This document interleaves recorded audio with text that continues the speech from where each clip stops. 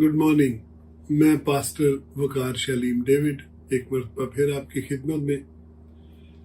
आज हम एक बार फिर देखेंगे कि बेचैनी से कैसे छुटकारा पाया जा सकता है, क्योंकि हमारे मुआशरे में इज्तमाई तौर पर, इनफरादी तौर पर बेचैनी बहुत पाई जाती है।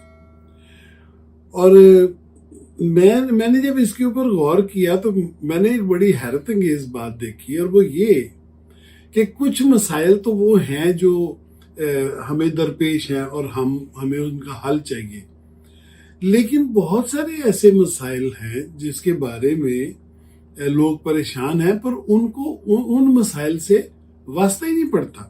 और बाज बातें तो ऐसी होती है कि सारी जिंदगी वो उसको फेस नहीं करते, लेकिन उसके लिए वो परेशान रहते हैं, उसके लिए वो घंटों घंटों बहस करते हैं, और अक्सर औकात वो बहस जो है वो तलखी और लड़ाई झगड़े पर खत्म होती है।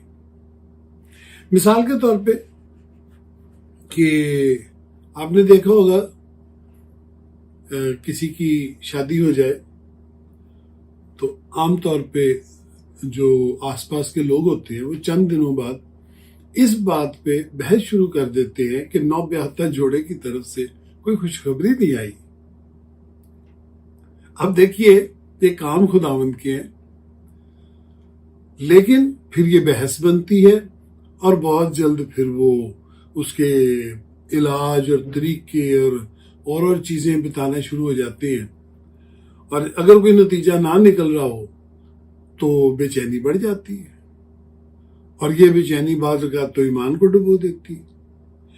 फिर इस बात पर भी हम लोगों को परेशान देखते हैं कि फलां मुल्क में इलेक्शन हो रहा है तो वहां कौन सरबराह होगा। भाई, वो उस मुल्क का मसला है, हमारा तो उनसे कोई मसला ही नहीं है। मैंने पिछले दिनों में एक अपना दुकान पे गया तो वहां पर वो दुकानदार इस बात पर परेशान था कि डॉलर रेट हाई हो रहा है। डॉलर रेट से हमारी इकोनॉमी को फर्क पड़ता है, लेकिन उस दुकानदार को कितना फर्क पड़ता है, और वो दुकानदार उसके लिए कर भी क्या सकता है? कुछ नहीं।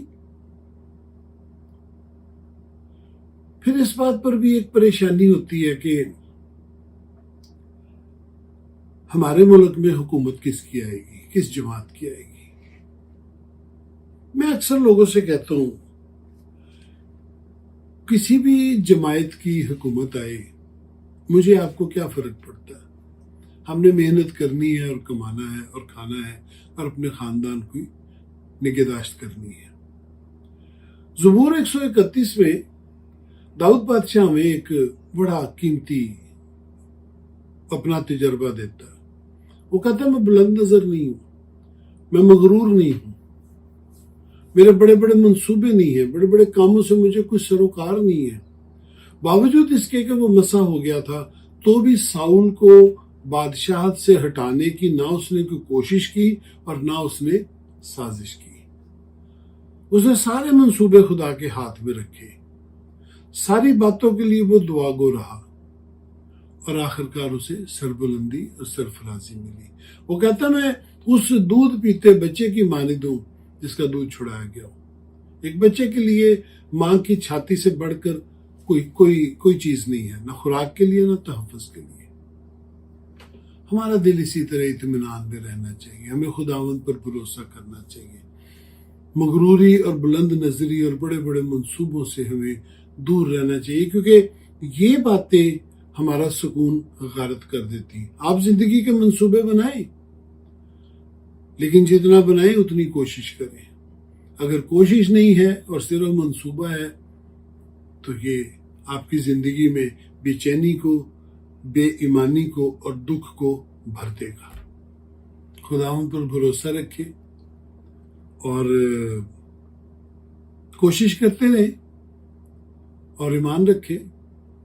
खुदावंद आपको बरकत बख्शेगा, आपको ताजगी के दिन मिलेंगे, आपको बेचैनी से छुटकारा मिल जाएगा। खुदावंद आप सबको बरकत बख्शे, जीते रहिए।